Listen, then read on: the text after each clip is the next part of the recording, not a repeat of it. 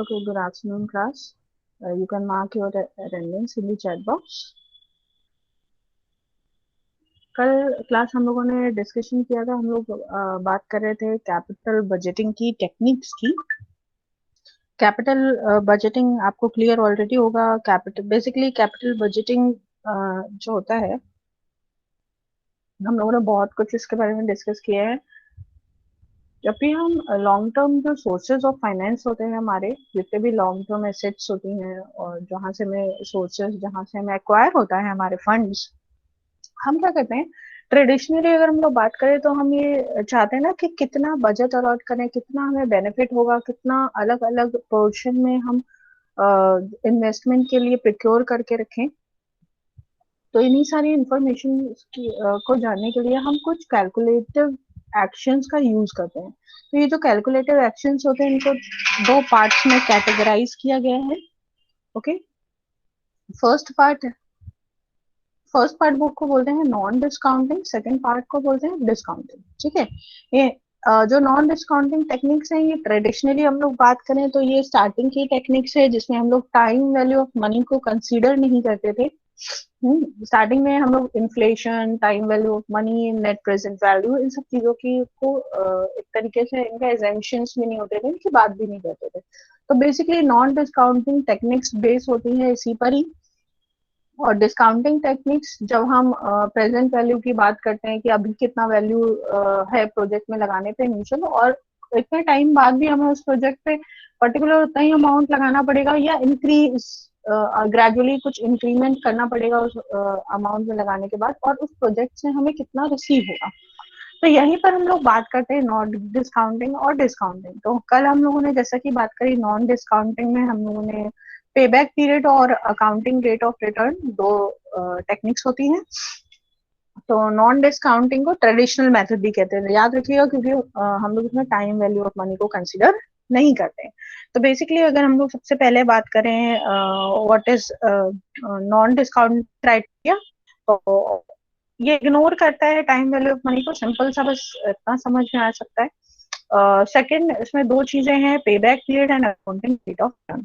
इन दो चीजों की बात इसमें होती है नॉन डिस्काउंटिंग टेक्निक में। We consider the pay back period of any project. जो भी हमारा कोई प्रोजेक्ट है उसमें हमें कितने टाइम में हमारा वो जो हमने उसमें इनिशियल इन्वेस्ट किया है वो हमें कितने टाइम में हमें वापस हमारे पास में आ जाएगा। या हम दूसरे अल्फाज में कह सकते हैं, it suggest that this method refers to the period in which the proposal will generate cash to recover our initial investment which we made initially। जो हमने अभी इन्वेस्टमेंट किया हुआ है वो हमें कितने टाइम में उस प्रपोजल से वो कैश हमें रिम्बर्स हो जाएगा, कब तक। तो हम लोग जब इसकी बात करते हैं तो उसको हम लोग बोलते हैं पे बैक पीरियड मेथड। ठीक है, और अगर हम लोग फीचर्स की बात करें तो आसान भी होता है, सिंपल टू कैलकुलेट भी होता है, और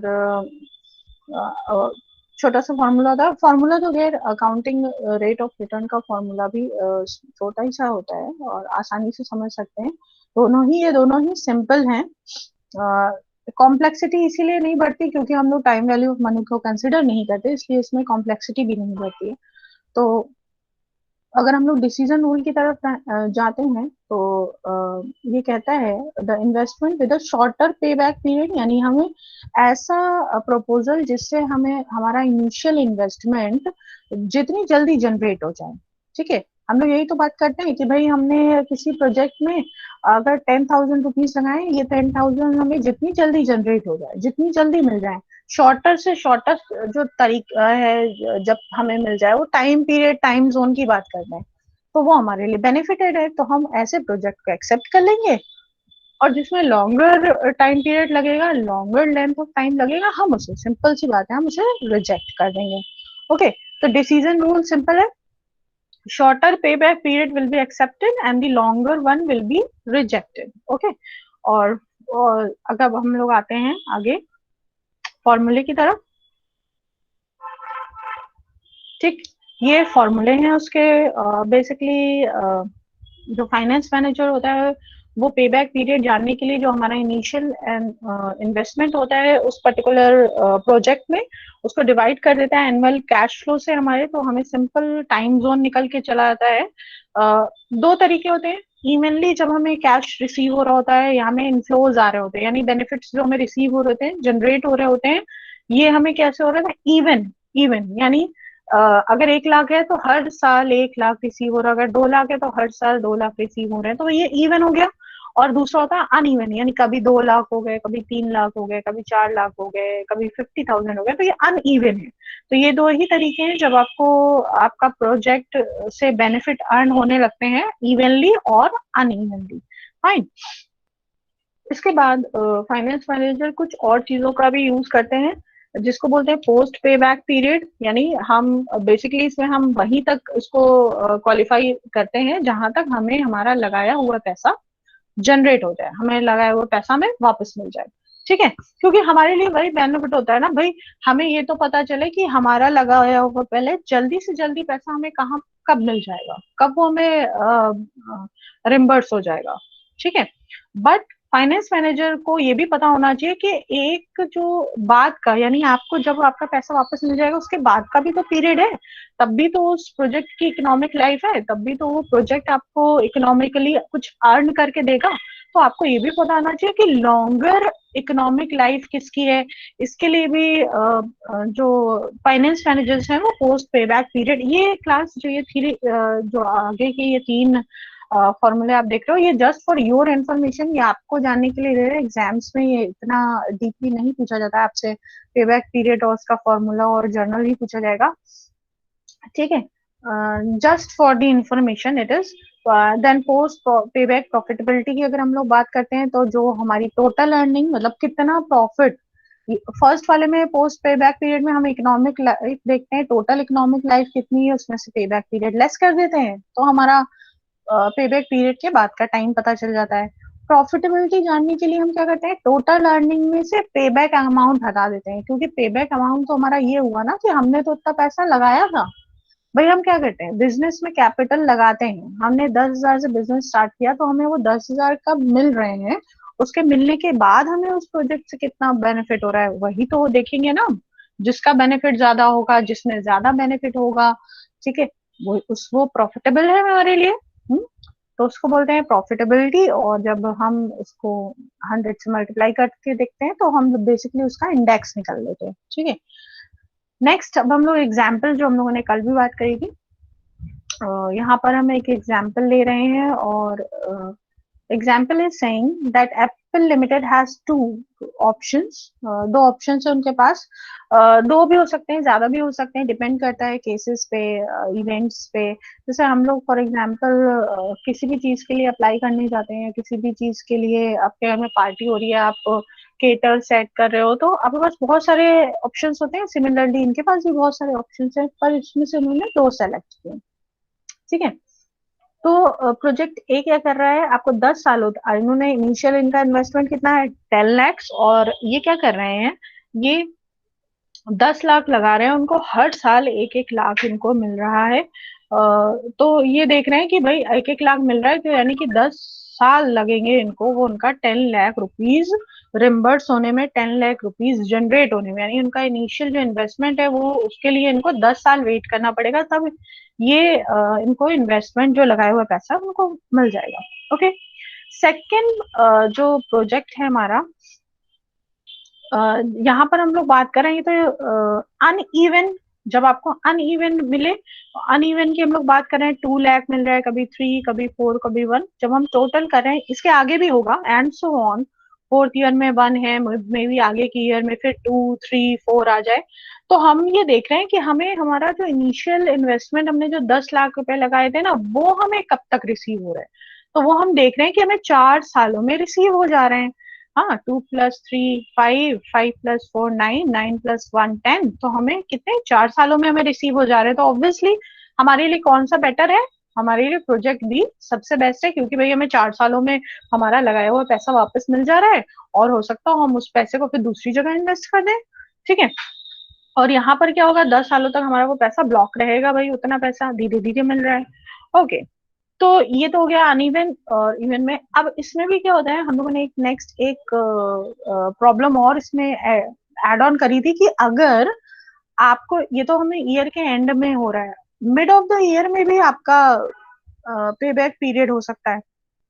अब ये मिड ऑफ द कैसे हम लोग कैलकुलेट करते हैं, यहाँ पर हम लिख लेते हैं मिड, यानी 2, 4 सालों का अगर हमने लिया है यहाँ पे 2 + 3 5, 5 + 7 12, ओके। यानी थर्ड ईयर में हम ये देख रहे हैं कि तीसरे साल में हमारा जो 10 लाख वाला है उससे प्लस हो जा रहा है, ठीक है। ओके, तो अब हम लोग इसको कैसे देखते हैं, अब इसके लिए हम एक सिंपल सा चार्ट बना लेते हैं।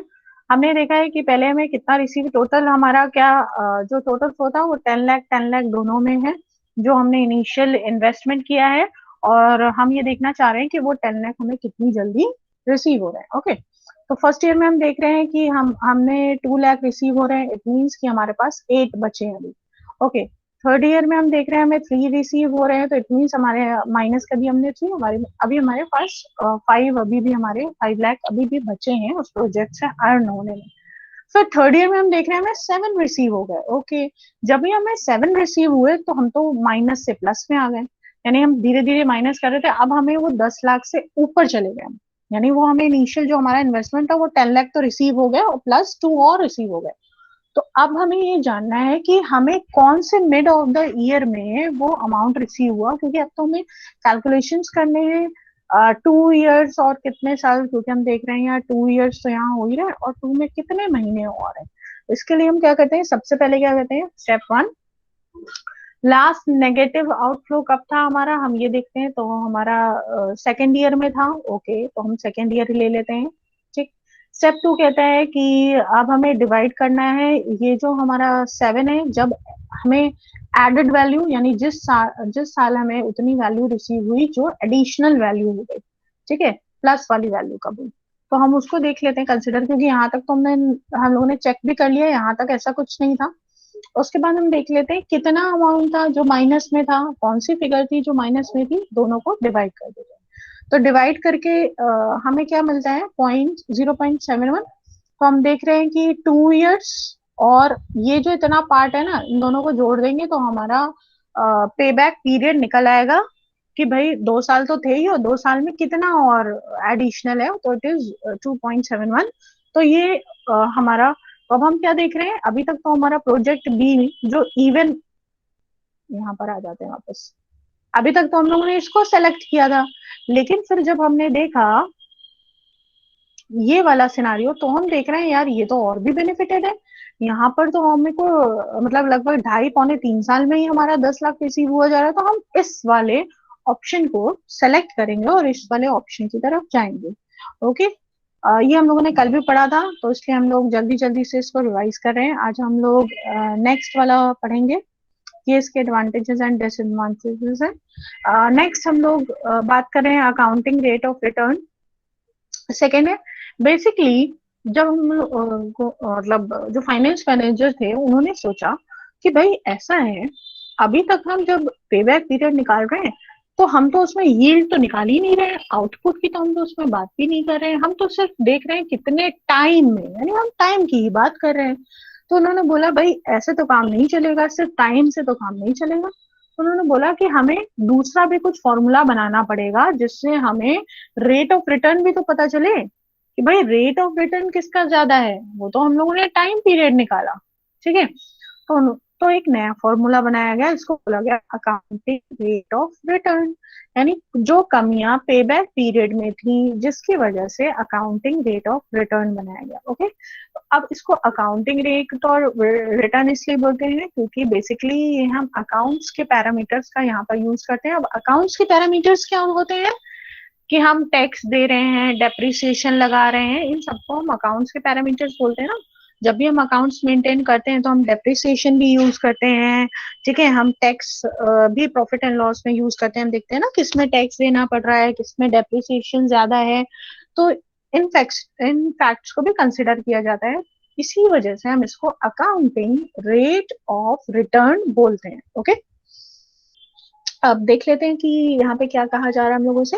This method takes into account the earnings expected from the investment over their whole life. Okay, तो यहाँ पर सिंपली वो किसकी बात कर रहे हैं, expected earnings. Rate of return का यही मतलब है ना, कितने रिटर्न्स आ रहे हैं, तो कितनी एक्सपेक्टेड हमारी अर्निंग्स हमें उस पर्टिकुलर इन्वेस्टमेंट्स की जो पूरी लाइफ है उससे रिसीव हो रहा है।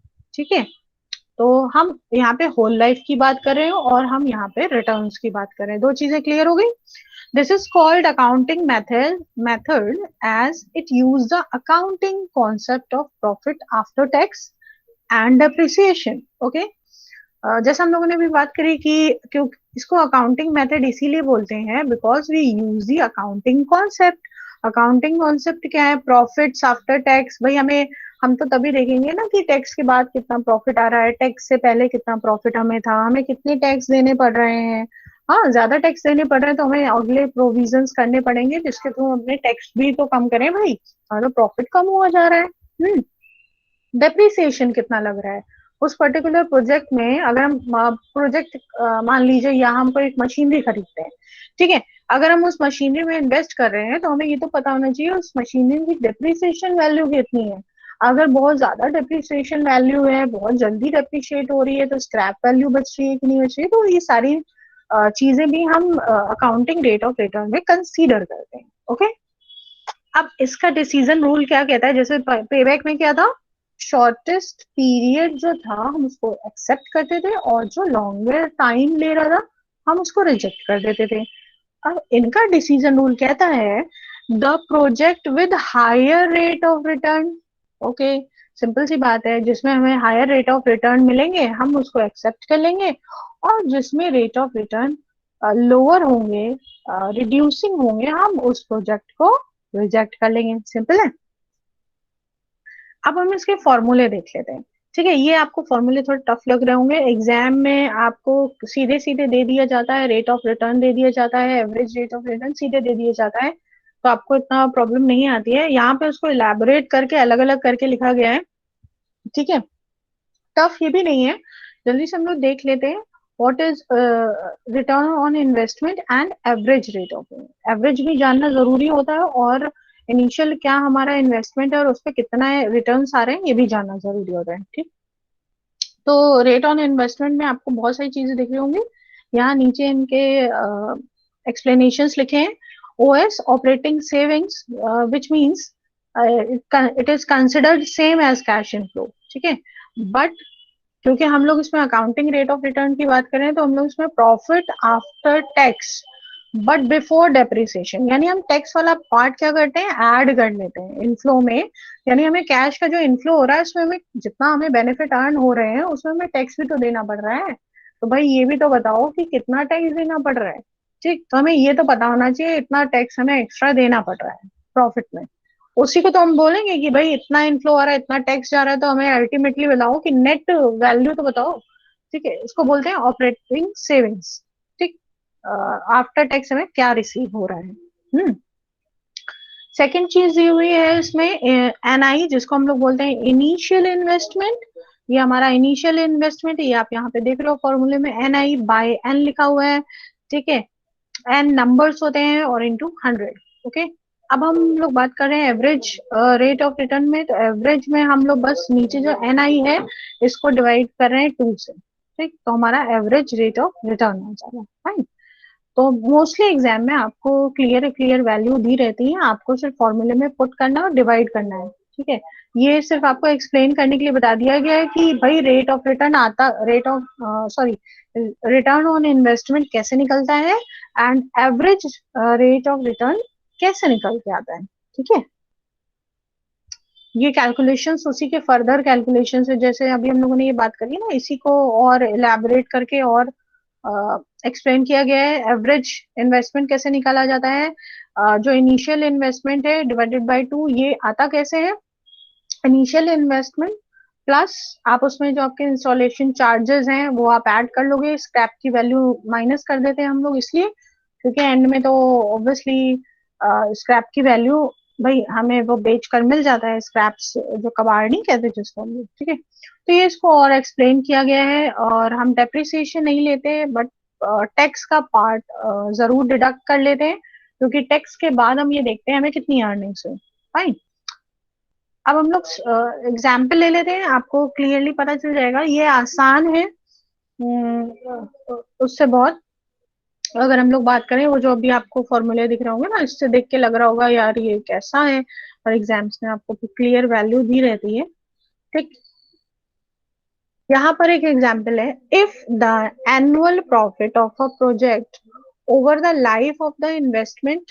तो हम लोग यहाँ पर ये ध्यान रखना क्लास, कि हम लोग यहाँ पे होल लाइफ की बात करते हैं। ठीक है। जैसे पे बैक पीरियड में हम क्या करते थे, पे बैक पीरियड और पोस्ट पे बैक पीरियड, यानी इनको अलग अलग रखते थे। बट हम यहाँ पर क्या कर रहे हैं, जब हम रिटर्न्स की बात कर रहे हैं, किसी एक प्रोजेक्ट से हमें कितना बेनिफिट होता है। हमने फॉर एग्जाम्पल अगर हम लोग डिस्कशन कर रहे हैं, हमने 10 लाख लगाया किसी भी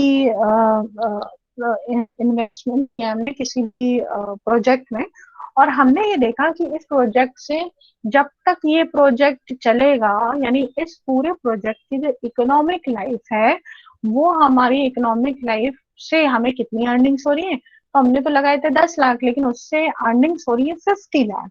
50 लाख में से टैक्स वाला पार्ट हटा देते हैं, मतलब एक परसेंटेज में निकाल लेते हैं कि कितनी होल लाइफ अर्निंग हो रही है इनिशियल हमारा 10 लाख लगाने के बाद। तो सिंपल से डिवाइड कर दो, आपको परसेंटेज मिल जाता है। यही चीज है। तो यहाँ पर बात करी जा रही है, एग्जाम्पल है, profit for a project over the life of the investment average is ₹20,000। तो 20,000 क्या है, हमारे प्रॉफिट है। एंड द एवरेज इन्वेस्टमेंट, और ये इन्वेस्टमेंट वैल्यू जो हमारी थी वो कितनी है, ये मतलब इन्वेस्टमेंट वैल्यू में से एवरेज इसलिए बोल रहे हैं, हम लोगों ने इंस्टॉलेशन चार्जेस, स्क्रैप और इन सबको हटाने के बाद जो हमें वैल्यू है हम उसकी बात कर रहे हैं। ठीक है। तो इन्वेस्टमेंट है हमारा, यहाँ पे हमें 20,000, 1 लाख का हमारा इन्वेस्टमेंट है, और हमें 20,000 क्या मिल रहा है, हमें उससे एवरेज रिटर्न्स आ रहे हैं। तो हम जब अकाउंटिंग रेट ऑफ रिटर्न की बात करते हैं, तो हम ये देखते हैं कि हमें 20% के रिटर्न्स आ रहे हैं, यानी इस प्रोजेक्ट में जब हम इन्वेस्ट करते हैं, तो हमें एवरेज जो इन्वेस्टमेंट से जो हमें रिटर्न्स आ रहे हैं वो 20% के आ रहे हैं। तो इससे क्या होता है, हम परसेंटेज में कंपैरिजन करते हैं किसमें कितना ज्यादा रिटर्न्स आ रहा है। तो किसी में 20% हो सकता है, किसी में 25 हो सकता है, किसी में 21 हो सकता है। आप देखोगे कि किसमें ज्यादा रिटर्न्स आ रहे हैं, और उस पर्टिकुलर प्रोजेक्ट को आप क्या कर लोगे, सेलेक्ट कर लोगे। ठीक है। अब हम लोग आ जाते हैं, एक हम लोगों ने प्रपोजल्स लिए हुए हैं, मतलब ये तो यहाँ पर क्या था कि एक ही ऑप्शन लिया था हमने, तो आपको इससे पता चल गया कि भाई आपने सिंपल सा डिवाइड कर लिया और आपको आंसर्स मिल गया है, इतना 20% आ रहा है हमारे लिए, अकाउंटिंग रेट ऑफ रिटर्न है, और ये हमारे लिए बेनिफिटेड है। अब हम देखेंगे दो में कंपैरिजन करके। तो ये हमारे पास दो प्रपोजल्स हैं, ए का प्रपोजल है, बी का प्रपोजल है, दोनों के दो दो प्रपोजल है। एक प्रपोजल में हम देख रहे हैं ए, फर्स्ट प्रपोजल में 40,000 हमें दे रहे हैं जो एनुअल प्रॉफिट है, और प्रपोजल टू जो ए का ही है, प्रोजेक्ट ए का ही है, उसके थ्रू हमें मिल रहे हैं प्रपोजल टू में 30,000। ठीक है।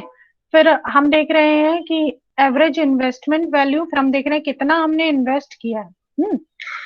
प्रपोजल वन में हम देख रहे हैं एनुअल प्रॉफिट हमें हो रहा है, दो प्रपोजल है ना, वन में 40,000, टू में 30,000। ओके। अब हम देख रहे हैं कि इन्वेस्टमेंट हमें कितना करना पड़ रहा है। तो प्रपोजल वन में हमें 1,40,000 का इन्वेस्टमेंट करना पड़ रहा है, और प्रपोजल टू में हमें 1 लाख का। ठीक है। यानी 1 लाख का हम जब इन्वेस्टमेंट करते हैं, तो हमें एवरेज प्रॉफिट 30,000 हो रहा है। हालांकि ये प्रपोजल वन से कम है, बट हमें ये भी देखना है कि हमारा इन्वेस्टमेंट कितना हो रहा है। यानी 1 लाख का इन्वेस्टमेंट अगर हम करते हैं, तो हमें 30,000 के क्या हो रहे हैं, प्रॉफिट अर्न हो रहे हैं।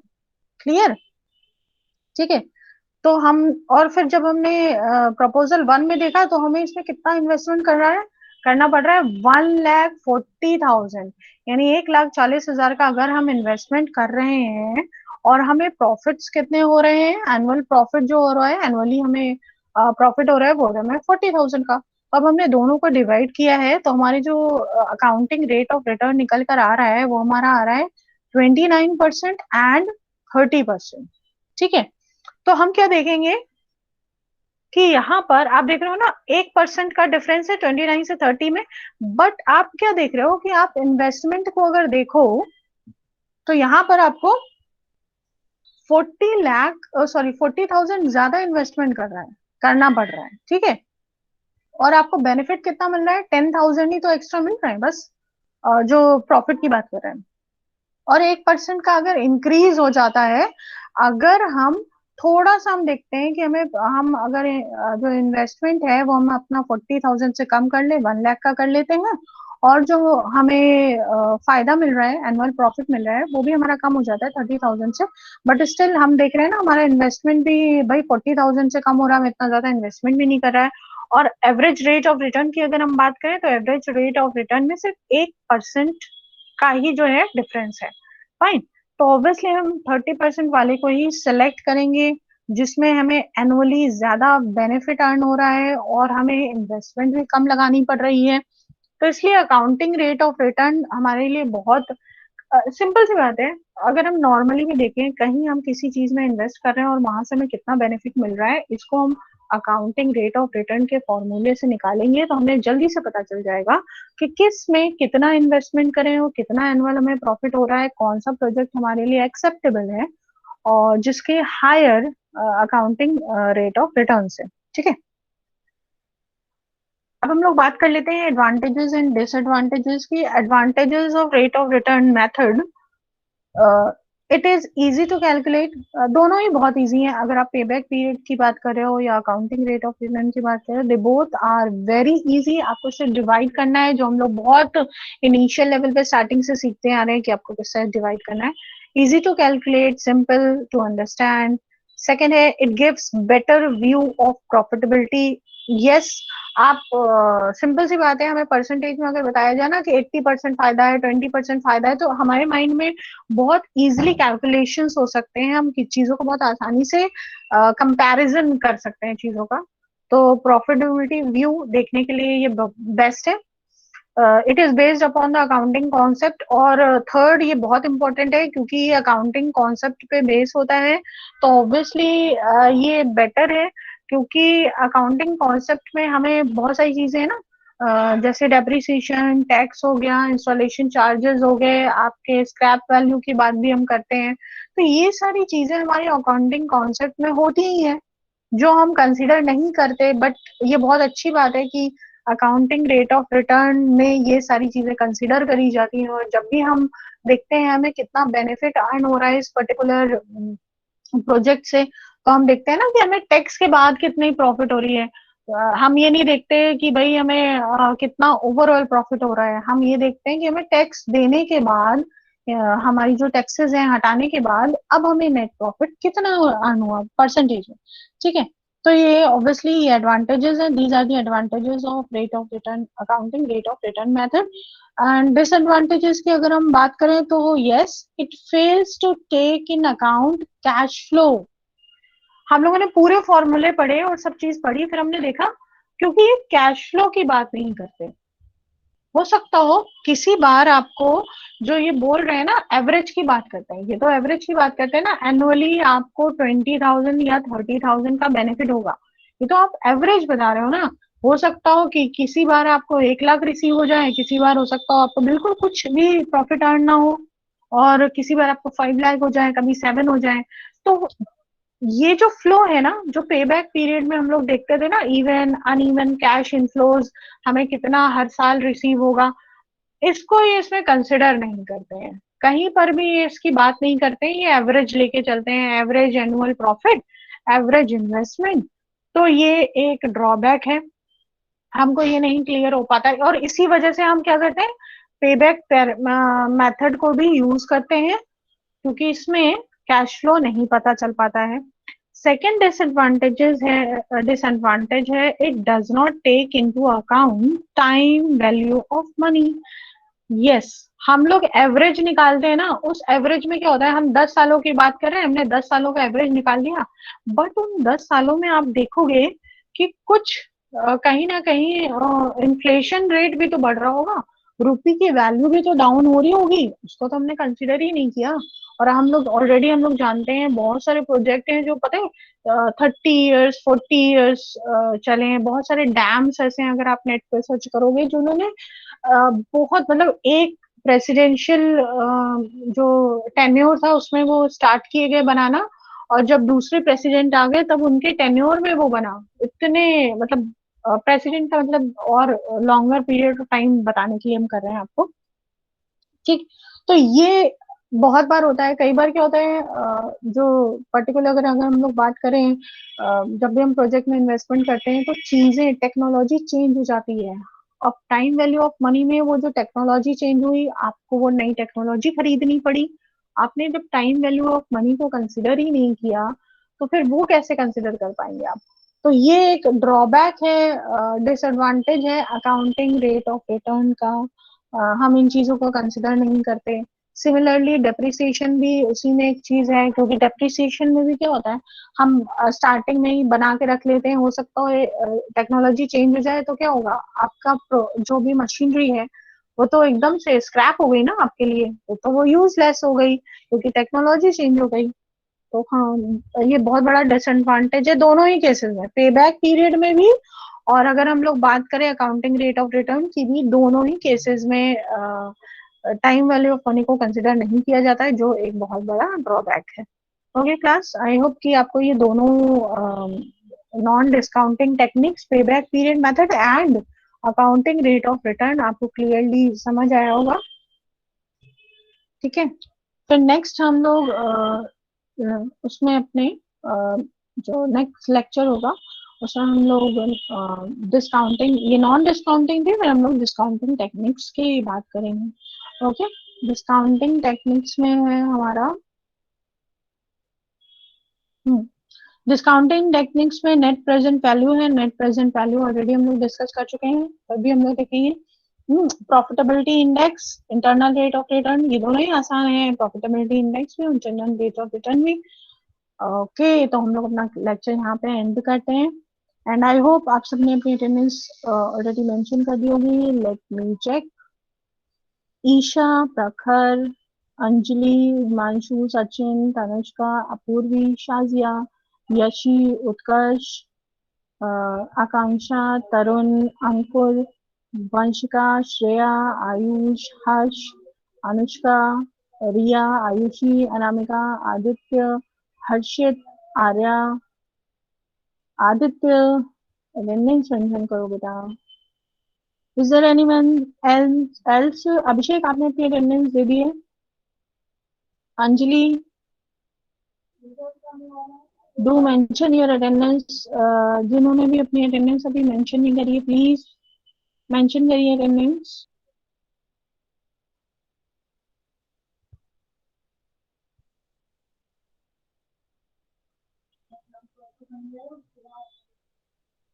Class, please mention your attendance बेटा।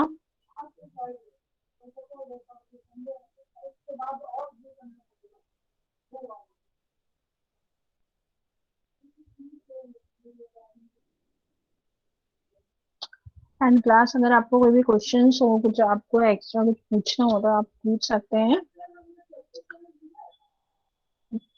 और आपको लिंक्स अवेलेबल हो रहे होंगे, आपको नोट्स भी अवेलेबल हो रहे होंगे गूगल क्लासरूम में।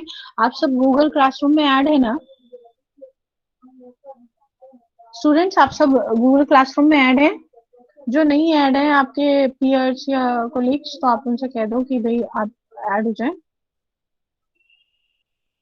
Okay, okay, okay, thank you. Okay then, thank you class,